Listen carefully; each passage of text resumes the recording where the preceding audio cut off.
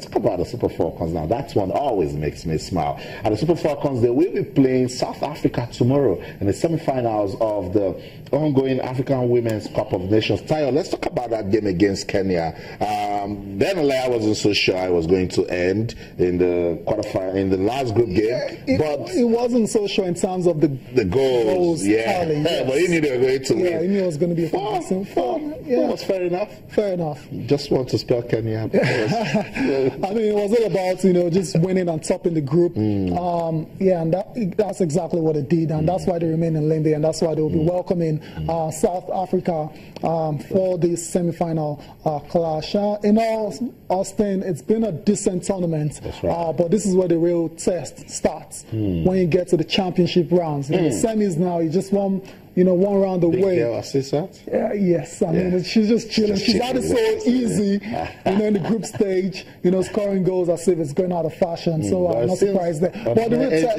is struggling. Yeah, well, we're trying to get updates on what's going on in camp. If we can get Cecilia on the show later on. But like I said, Austin, this is where the real test starts. It's going to be a lot tougher against South Africa. We saw an example against Ghana. You know, those are the teams that are almost on similar levels, you know, as Nigeria when it comes to women's football. So for me, but I can't wait. Same here. Okay, what you're watching are latest pictures from the camp of the Super Falcons. I see Sato Shala right there with Onoma AB watching the other team. And maybe the coach just said, okay, let's just give them, you know, some time out to rest and pick up knocks here and there. So the girls just throwing the ball around, you know, having fun with it. I listened to Desire Partners. They said, look, no panic. We know this team. It's not like we're proud, but we know that we are the team to beat. And I think she's right. Of course. Yeah, man, come on. They've dominated African football for a long time, so you can see where all that confidence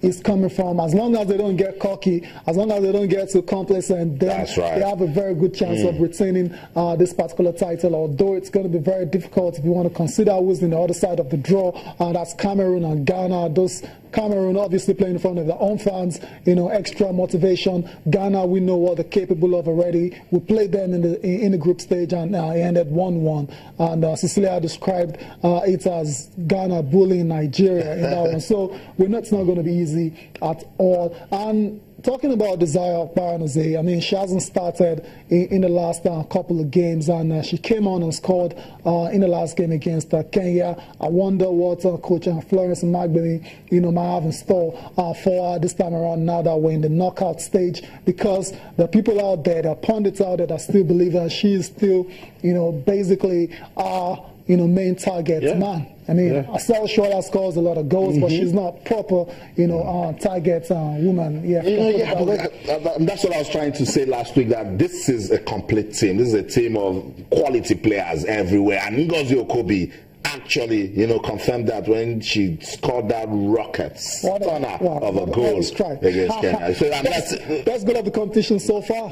So far, just from Nigeria. 3 minutes. Yes, 3 minutes to do it. So that's it. A lot of headache for Coach Florence Magbemi, because these girls, all of them, play good football. Austin, that's the kind of headache coaches like, you know. I mean, when you want that kind of headache where you're spared for choice, you know, there are several players that can, you know, they can't, you know, step in and do a job for you. So let's just confirmation of the semi-final fixtures that will be played tomorrow at the African Women's Cup of Nations. First of all, it's going to be Cameroon, host of the tournament, taking on Ghana. Ghana, you know, Black Queens of Ghana. And the second one, the one that really concerns us, is between the Super Falcons of Nigeria and the Bayana of South Africa. We renew our rivalry with South Africa. You know, we've had the better of them, definitely, when it comes to men's football. And in women's football, I don't think a lot will change. Let me put it that way. I don't think a lot will change. But a lot won't change. But I would take your advice of them not underrating anything, you know, and coming out to do the business, because that's what Harry is saying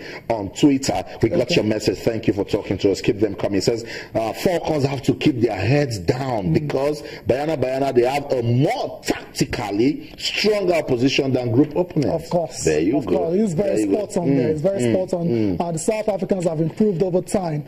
You know, yeah, they've invested a lot in female football as well in that country. I agree. Yeah, so they're doing a lot, I know. Yeah, I know. Florence Amalgam definitely won't allow, you know, our players to just, you know, come into the game in a cocky manner.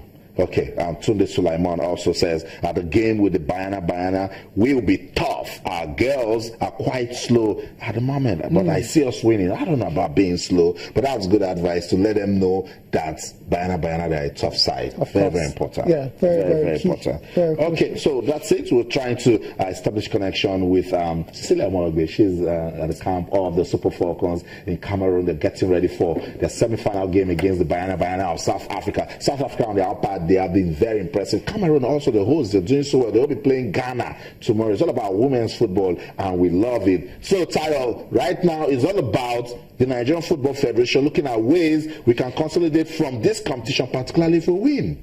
Yeah, very important, because they are defending champions, and we are hearing stories in camp that are not good, but these girls are still giving their best, and they're doing what they have to do. Exactly, and they're focusing. I mean, the coach has been on record as saying, okay, we don't want to allow all those, you know, talks, you know, distract us. You know, we're here to win the title again. I like that attitude from the Falcons, and hopefully the Nigerian Football Federation can come through for them and give them all the necessary support.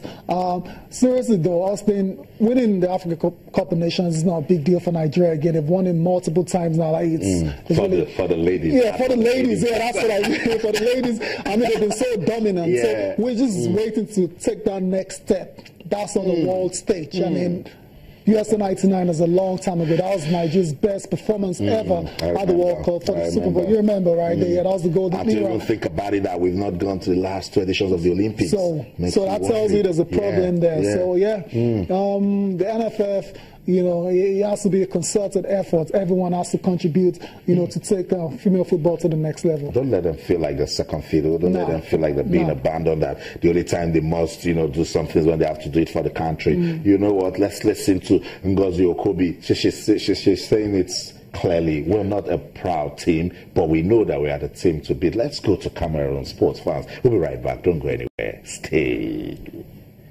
Shuala with a one-on-one. Happy. We can't just wait to play the match and just get out of the semi-finals. I don't think my team has pride. We're the champions, and we're still going to be the champions. So I don't think anything special. We're just going into the field to play, just to play and win. Well, that's my problem. Every game has its own approach. I think playing against South Africa will be different from playing against Kenya. We're going to approach the game differently.